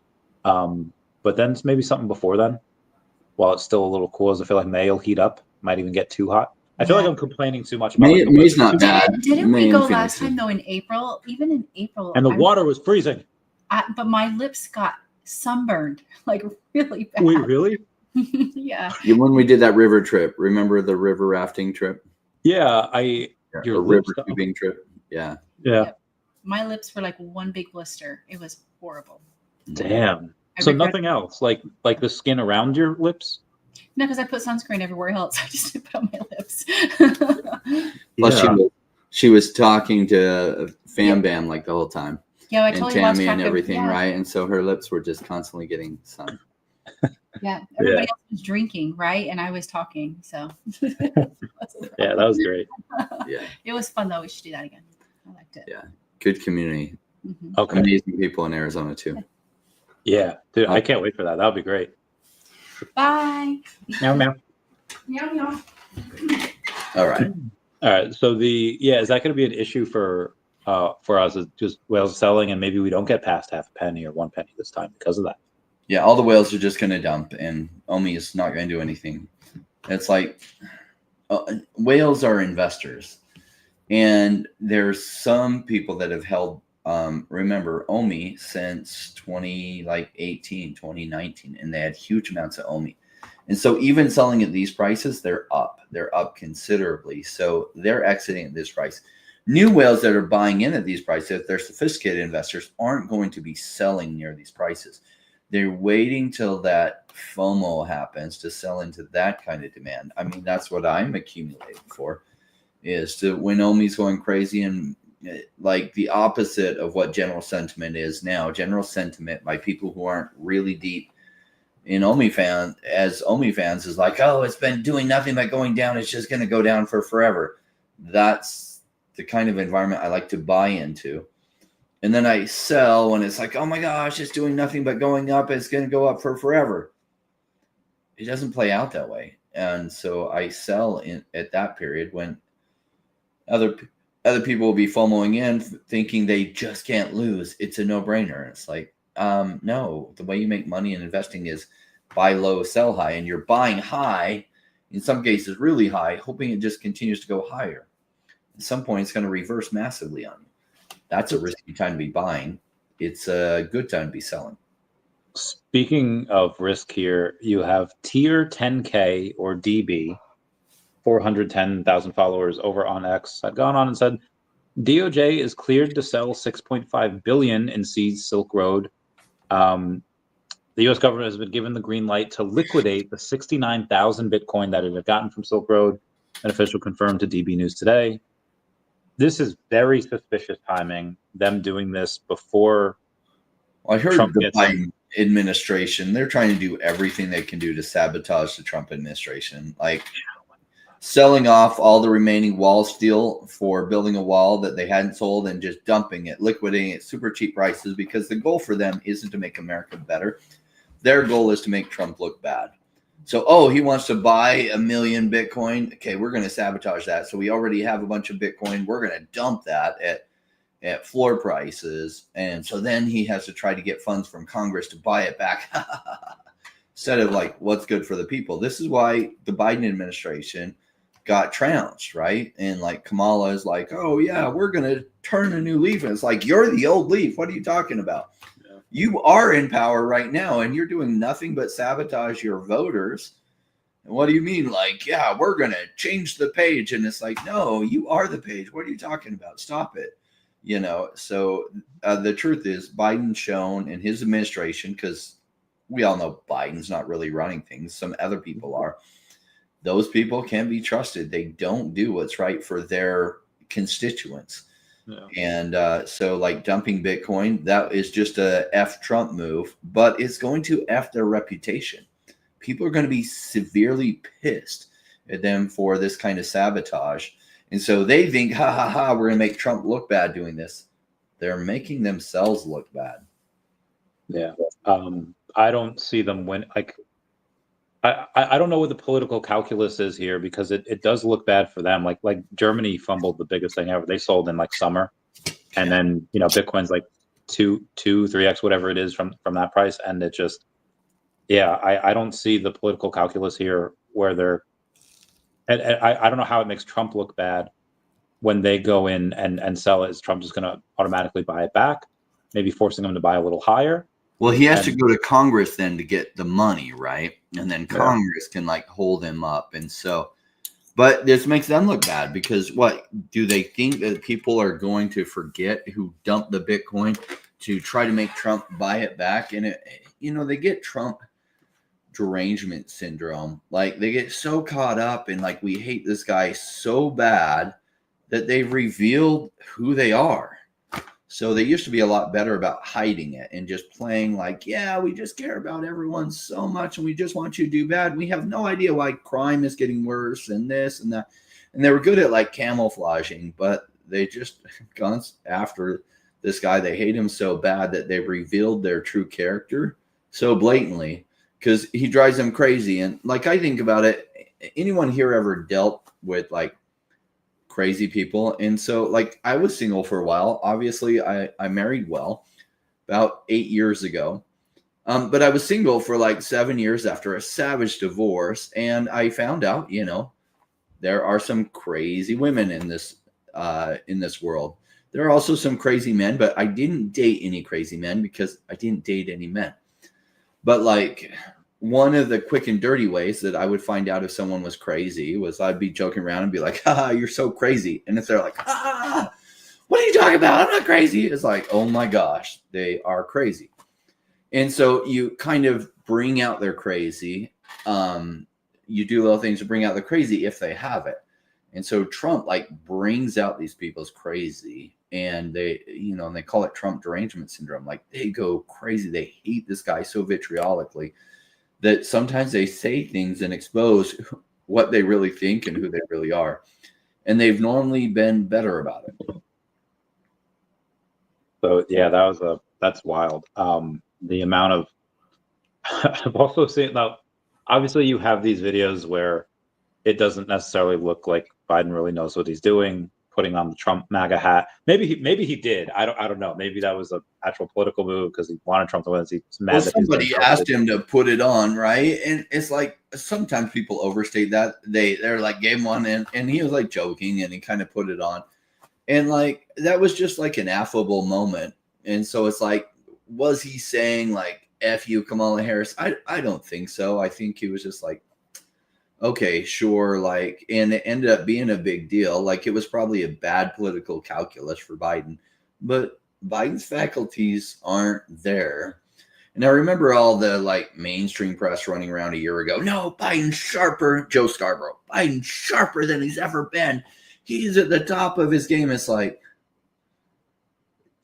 you're just a liar. Like, because you have to know that he's not, and you just think you're dumb. Like, this is what they call a gaslighting. Like, Joe Scarborough, you are a gaslighter, because everyone who's even just seen, like, yeah, no, he's kind of losing his faculties. This sometimes happens as people get older. And you can, I know you want the Democrat side to win. That's cool. But you don't have to savage your credibility by just gaslighting everyone, because anyone who can think for themselves can see, no, things aren't going right for Joe Biden's mental decline. Like, it's not going well for him. And like, you don't wish someone bad. Like, even if you didn't vote for Joe Biden, you can want him to do well. And he's the president of a major country. You can want him to do well, but not helpful when he's going through a mental decline. And just flat out denying it, not helpful, right? Like, whatever. Politics, you know, this is what news, a lot of people don't realize the inherent bias in a lot of news sources, and that they often say what the money tells them to say, the money that funds it. And so that's why there's way more bias in news coverage than people know. And there's even some bias in crypto news. And as crypto sites get bigger and then they get funding from certain things, it can affect what the people are saying. And it's just an inherent human problem. I would like to think, I guess one possibility is that maybe there's some people that were reporting on it that maybe they only let Biden out when they got like the right combination of meds in him and he actually was sharp. Because you could have moments of sharpness in an otherwise declining mental state. And maybe the people that interacted with Biden were only interacting with him when they let him out, when he was like actually sharp. Because I think people forget, like 30 years ago, Biden was a beast and he was really sharp. And I feel like people kind of tend to remember them as they once were, not on the people that they became. Yeah, you don't remember Biden like 30 years ago? Well, I do. I never thought he was amazingly sharp. He's always had a problem with the truth. And he always has tended to telling stories that make himself look better. Like, he graduated near the bottom of his class. Yeah, he'd go around and be like, I graduated at the top of my class. And this isn't a new thing with Biden. He's been doing that for like 30 years. So I don't know if I'd ever put him in the really sharp category, because the really sharp person doesn't do that. You know, he got kicked out of the 80s presidential race for plagiarizing like half his book. And like, the news didn't cover it this time, because back then the major news organization have cheered for the Democrats for forever. There was probably a Democrat that they liked better. And so they made it an issue, brought it up to everyone so that he'd get pushed out of the race. But this time they're like, you know what, we think Joe Biden's the best candidate. And so they forgot to bring it up this time, that in the 80s, he had plagiarized half his book and didn't make anybody newly aware that, you know, he had been like exposed as a plagiarist before. And so a lot of people going into the voting machines weren't even aware of that back in 2020 because the news just failed to disclose it because they didn't want to, because they wanted Joe Biden to win this time. So it's like, you know, that particular person, Joe Scarborough, how could he not know that Biden was actually in mental decline? Because anybody like, I don't have the kind of access he has. I'm sure he has 5 to 10 times more access than I do. And I could just see it by some, you know, just kind of watching some videos and be like, oh my gosh, yeah, clearly he is losing it. And I know they're saying it's fake news, but how do you not see past that? Somebody with that kind of background, I can't believe he would just be fooled by that. I just think he was gaslighting. I'm surprised there haven't been books written yet, like any book deals from like any of his aides or people that just like, I'm sure one of those people are going to get like a book deal talking about like down the road when it won't hurt the Democrat agenda as much, right? So that's when you get the book deals. Is like right now it would hurt the current Democrat agenda too much. So there's no book deals to be made yet, unless some conservative funded it, but they just don't have the access to the same kind of money for that kind of thing. Conservative press organizations and stuff, right? So one of the ways, you know, anyway, we won't go into it. Too much politics anyway. Bringing it back to VeVe, Rafael Martinez says, can MCP points have a huge thing to do with VeVeverse, aka multiple showrooms connecting them or using them to pay to get into showrooms? Just speculating. There was a meme that was talked about a meeting in like the Pokemon company, right? I said, like, how can we get people to like the games even more? And then someone's like, you know, give them new evolutions. And someone is just like, all right, give them, you know, different battles, you know, the double and triple battles, the rotating battles. And then there was one guy like this, is like, what about multiple save files? Because for those of you that don't know, there are 3 starters, and whatever starter you choose, that's the one you play with. And that's the only one you can play with unless you restart the game, losing all your progress, or you buy another game. Okay, here's my save file for, you know, Bulbasaur. Then you have to buy another game if you want to go in and play with Charmander or play with Squirtle. And when the guy says multiple save files, he gets thrown out the window, just yeeted out. So I would love that type of thing if we were to be able to get multiple showrooms, like for that piece. I don't see why we wouldn't, but I also could see there being like a door, like, hey, you have to pay the troll toll to get into, you know what I'm saying? Pay the toll to get in. And if we're able to do that, that's a great way to be able to take some MCP points that we all have that we haven't been able to do really much with in a while, and get those down because they're hyperinflationary. If that's a way that they can do it to where people start burning their MCP points and take away some of that hyperinflation, I am all for it. Whether it's getting multiple showrooms or just gating it and you say, like, you can only get in here and set whatever precedent you like. If you're Diamond 1, if you're Master Collector, or just level 25 and above, whatever it is. Or I would love it if you could be able to, I know we should be more accepting, but I'd love it if you'd be able to block users.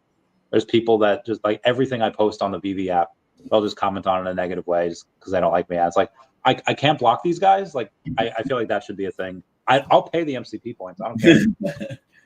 See, they're setting up a good system, right?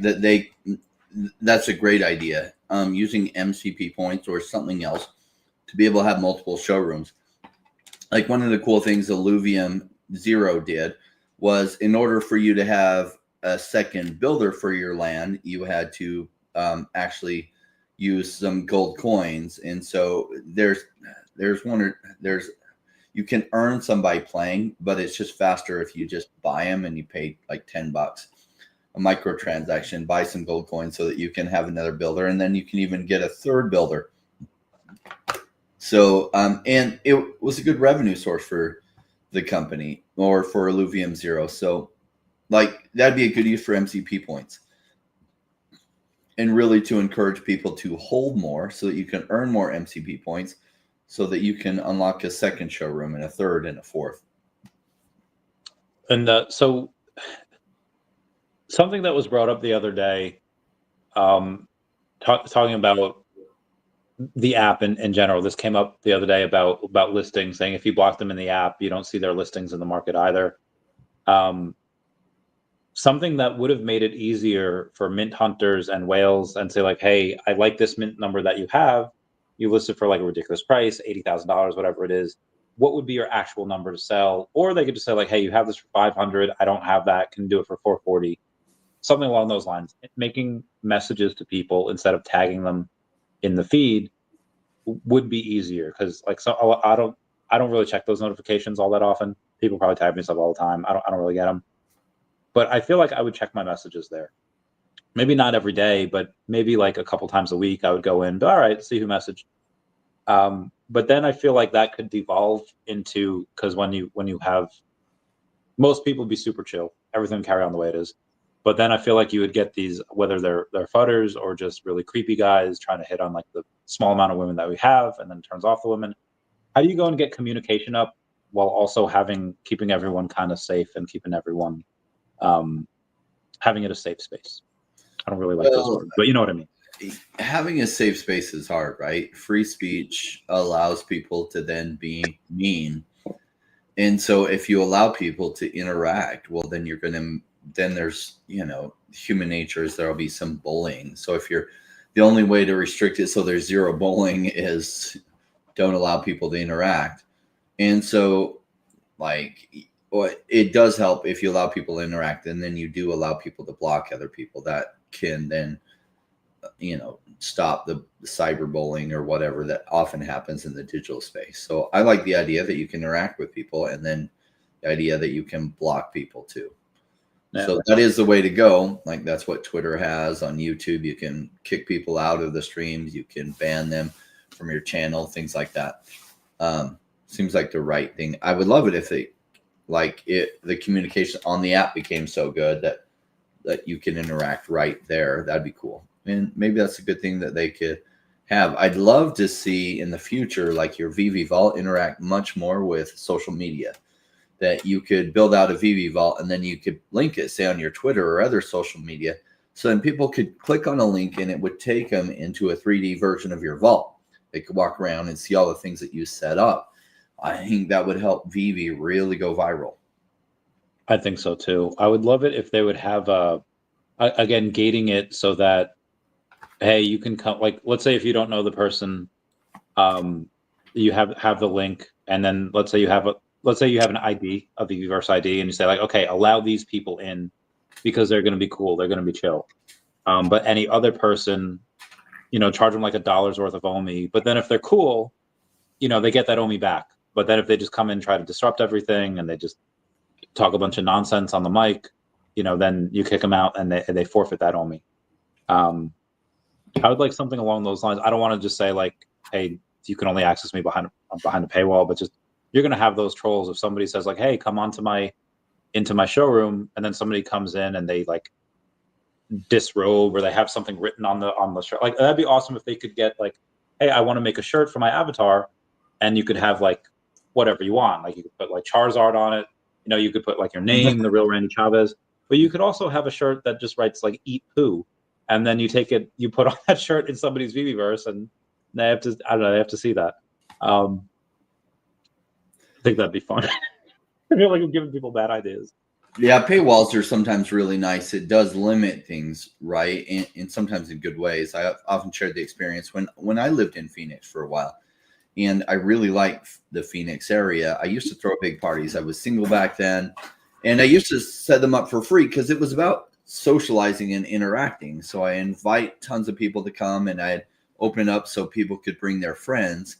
And some of the parties got quite big, and for a long time I didn't charge anything. But I found there was a bunch of people that came that were just like negative.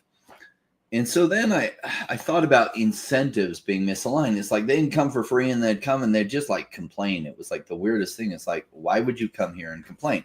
We see people that come on our videos and all they do is complain about Omi. It's like, this is Omi is my homie channel. Why the hell are you even here? I don't know, but there's no paywall, right? So they can come for free and they can complain, and they can like just, oh yeah, Omi's the worst. Omi's going down. The team makes all bad decisions. There's no cost to them. So whatever, Omi, these videos don't have any kind of paywall. Well, in those parties, I then started charging $20. I would then give to the ladies that helped me organize, or I'd front load it. So I'd give them like $500. They'd go out and buy a bunch of food, or sometimes $1,000. They'd buy a bunch of food. And then, a bunch of people would come and I'd make that money back, and it would be about a break even. And none of the complainers came. Why? Because they don't want to spend $20 to come. No, they're only going to come if it's free and they can complain. Yeah. So the cost to them was higher than the enjoyment they got out of complaining. So it's like, if you put some kind of thing that's like, oh, you have to put up, $100 worth of Omi, and you can come in as much as you want. And over time, you'll actually get that Omi back if you're not like a troll. But if you're a troll, you just lose it and get kicked out anyway. Yeah. That would solve that problem. Like, is that too complex to do? Probably in the short term, possibly not in the long term. I like I said, I would pay whatever to keep the trolls out. Like, if buying land is back on the table, because let's say you have like the FCC overhaul, or they set some clarity and they say, oh, you could actually sell land and it's not a security. I would pay good money to have people around me be really chill and be like, hey, let's say this piece of land is going for, $500. I'd be like, I'll pay $300 for certain people to not get this line, because I don't want to see them in the VeVeverse. I want to be able to go in and surround myself with my friends. I would pay extra for that. Anyway, we have Justinify. Love that stash, brother. Like, imagine if VeVe had a community NFT section where creators and such could create and sell their NFTs. You think that could work? Maybe bring in people. You're going to have that with the VeVe Comics Curator app, where people are going to put their comics on there. I don't know what that's going to have to do to get approved. I'm kind of just eyeballing it with the Decat comic. But for NFTs, though, that might be something different, because comics, you have, okay, there's art, there's story, there's word, there's dialogue. Then if there's a scene in, I forget the name, Parks and Recreation, where Andy has to do something like with art, and then Ron Swanson takes a photo. It's like, okay, he takes a photo of like the floor and the shoes, like, okay, sad floor, sad shoes. It's art. Anything can be anything. So art, there's really like much less guidelines. Like if I go and we have an NFT on there, Invisible Woman, where it's just a stand and the Invisible Woman is apparently there. I'm surprised that made it through. I have one. It's awesome. I think if VeVe puts up a thing saying you have to give us, like $2,000, and then you could post whatever you want, I think that's fine, because then people are only going to put up their best work. Because how much would you have to pay in a virtual mall to be right next to the Disney store? I mean, probably all that foot traffic, probably a lot. You'd probably have to pay $10,000 a month, for rent. So to have this when you're right next to, shoulder to shoulder with Marvel and Disney and DC, I would hope that not anyone could do it, because these aren't just random digital collectibles. They're not just JPEGs. These are high-end 3D digital ones. And I think only the best of the best should go on here. And maybe I'm being too elitist. But Rain, bring me back down if I am. Too elitist, Randy. I can't believe you. It's not. You're a digital snob these days. I didn't see that coming. I'm sorry. Right. So there would have to be some kind of like quality verification system. There'd have to be a certain quality. So will I think they integrate something like that? Maybe way down the road. Maybe never. Right. Like, they haven't really talked about going that direction, really. We've talked to them about, hey, what do you think about creating some digital collectibles for like some of the influencers? And they're like, we've looked in that a little bit. Maybe that'll happen someday. That would be fun, right? And then you could, especially if you could then token gate things. It's like, you know what? You can't come into Randy's room for this unless you hold one of his 50,000 like VeVe collectibles for certain things, right? Certain events. It's like, oh, that'd be cool, Will it get too cost prohibitive? Not if they have a lot of them, like 50,000. Maybe. I mean, Randy's an important guy, so maybe in a bull run when things go crazy, the price on those will get cost prohibitive. So like, 50,000 whales, well, I'll own it, but then no one else can really afford it unless they got it in the early days. Who knows?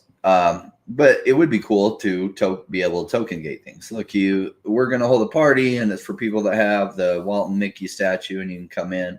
Cool. I like that idea. Them making it so we could all put our own stuff on there. I don't see them doing that. Like OpenSea, or there's some other things that are more suited for that. Then I don't know that VeVe will go that direction. Some ways it'd be cool. There are some drawbacks to it. I don't know that the coolness exceeds the drawbacks. I guess I'm an elitist snob too. At least we have each other. This advice is another problem is that most people on the internet do hide behind a persona. I think X is leading the way with their verification system. I think it fixes a lot. Yeah. There was a video came out a few years ago where I don't know if this guy was an actual troll online, but he was talking mad crap to Mike Tyson on an aircraft, and then Mike Tyson beat the crap out of him. And the caption behind it was like, "This is what happens when internet trolls try to troll people in real life," and then that's what happens. Is this our last chance to buy at these lows? Or I'm going to give you the second to follow up with this, because your answer is going to be probably a lot better than mine. For me, I'm just going to say I don't know. I'm buying down here. If it goes down lower to the 002s, I'll buy again. If it goes down to 0019, I'll buy again. Because I would rather buy here and then it go down so I could buy again, as opposed to not buying here, hoping it goes down lower, and then it just runs away from me. It's like, damn, I missed it. But again, you could feel the opposite, and that's to each their own. What about you, Rain? What's your answer to that?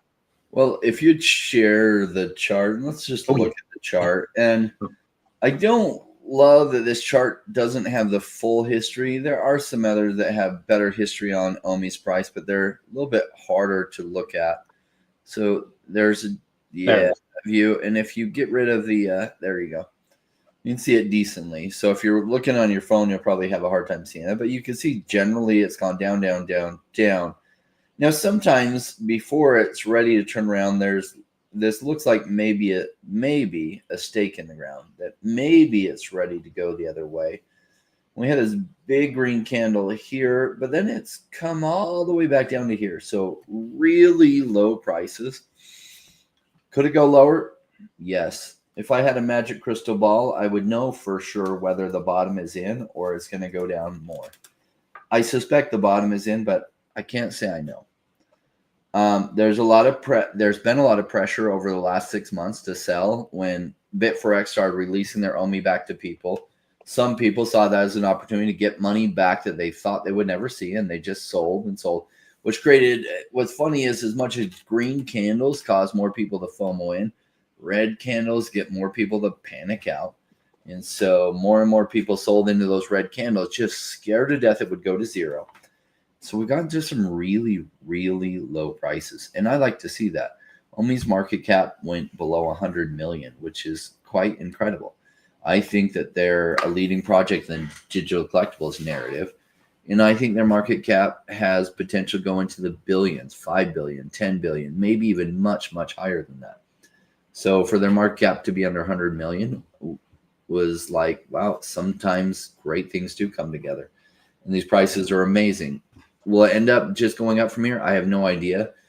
I've looked at this whole area down here as a buy zone. And so I like to buy cheap and sell high. And it's been cheap. I mean, it's a really cheap price. It's been cheap at even much higher levels than this. So it's just really, really cheap right now. Fire Blue says, surely the price is being manipulated. Why wouldn't anyone sell at this price? Well, I think there's two reasons, and Rain can probably give another one or two more on top of this. One, you just have people like he said, they're tired of seeing it go down. They're selling at a loss to chase what's been pumping.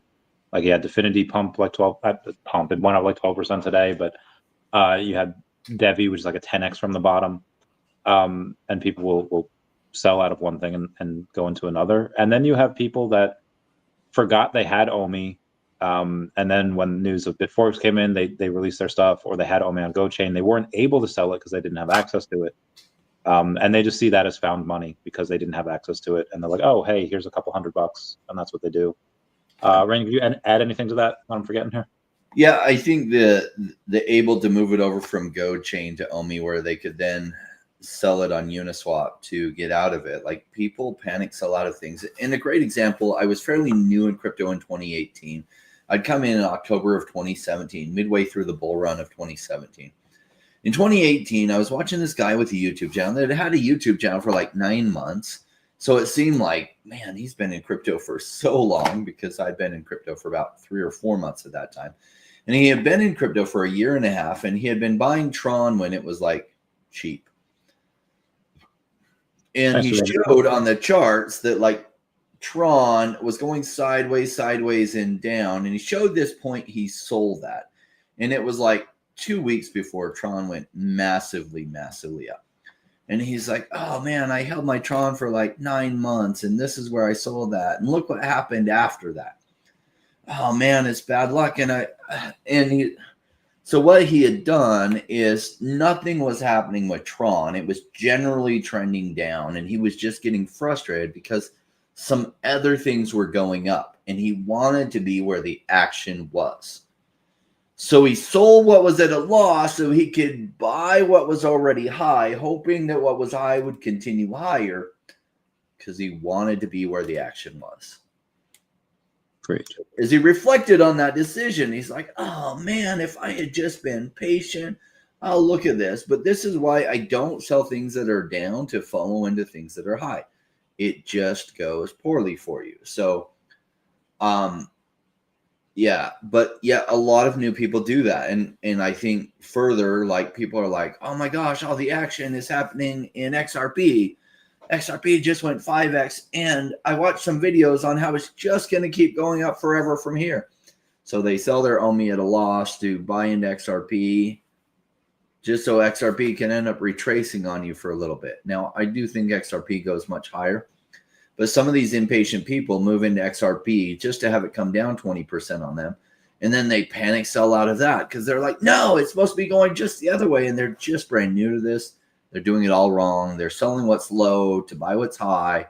Then they get retraced on it. And then they sell that at a loss. And then they just quit the crypto space thinking crypto is bad. And they're just doing it wrong. Great. Rafael Martinez says, trying to figure out what the Omi token can be used for in the future. I guess it'd be used for AI layering of the collectibles in the VeVeverse eventually. I don't know about that. I know there are going to be some type of AI workings in there. I don't know exactly what it'll be. But right now you can use it to buy collectibles over on Stacker, generally at like a 15 or 20% discount of the floor that's on VeVe, because people are okay with that, because then they don't have to, one, they get Omi directly, and two, they don't have to go in and worry about that cash out fee that VeVe has. Over on the release of Stacker, or the rollout of the full Stacker app that's going to happen at some point in Q1, you're going to have some more IP come to it. We don't know which ones those are going to be yet. Let's say if they have like 10 new IPs that are going to roll out, maybe only 2 of them start, and then you have 2 more each month. Do you think that what else do you think Omi could be used for in the VeVeverse? I'm obviously buying items, but could they do an AI layering? Be cool if you could buy items in the VeVeverse, right? So if the VeVeverse rollout is pretty cool, and they allow you to buy some additional items, that'd be really cool for you to be able to use Omi to buy some items in the VeVeverse. And it gives an additional use case. There's going to be some, right? There's an evolution of the idea of what to use tokens for since VeVe was really thought of in 2017. And at first they were going to do all kinds of buyback and burns, and they were going to burn it.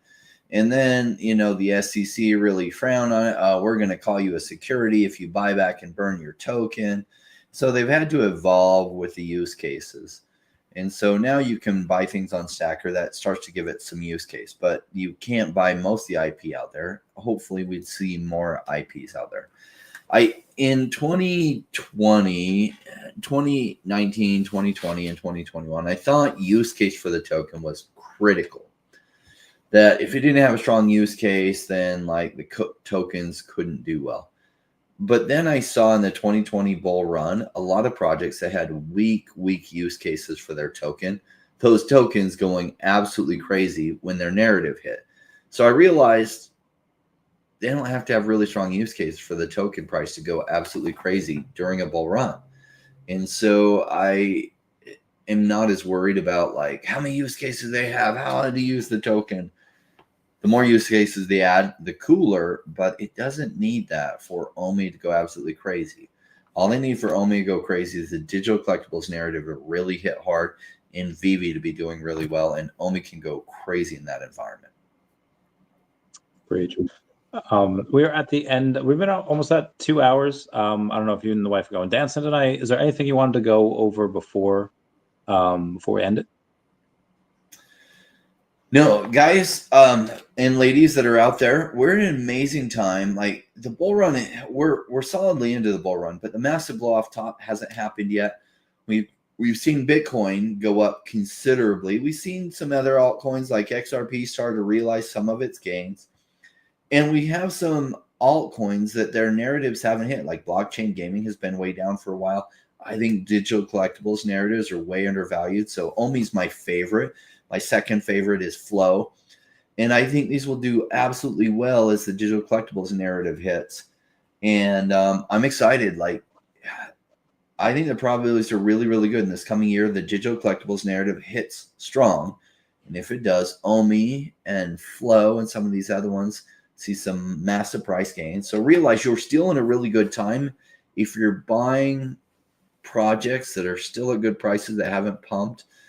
Learn to do research on like how to research the team behind it. To be able to buy into a chart that's massively going the other way, you have to learn how to see if it's still viable or if it really is dead. But as you become good at these skills, you become a savage crypto investor. The kind of gains you can make from playing this game are incredible. And it kind of is a game in some ways. It's a financial game with real gains and real losses. But in order to do well as an investor, you got to be able to buy low and sell high. And I tell you, most people cannot buy low. They haven't learned that skill set because it's scary as hell. You got to be able to research a chart that looks scary as hell and be able to look deeper and say, okay, is this a company that'll likely turn around in the coming bull market? Is the team good enough? Are they going to run out of funds? Those kind of things. And there's a ton of reasons why I like Omi for my own investment dollars at these prices. Each of you have to make the decision for yourself. I can't tell you what to do, and I won't. I'll just share with you why I'm making the decisions, why I like it, and why I'm buying more at these prices, and then you make whatever decision you want to. Agreed. Brandon, thank you so much for being here. Obviously love always hanging out with you. Can't wait to see you in real life again soon. Everyone, thank you for joining. Everyone say bye-bye to Dashi. Bye-bye, Dashi. And until next time. We'll see you, everyone. Thanks for joining.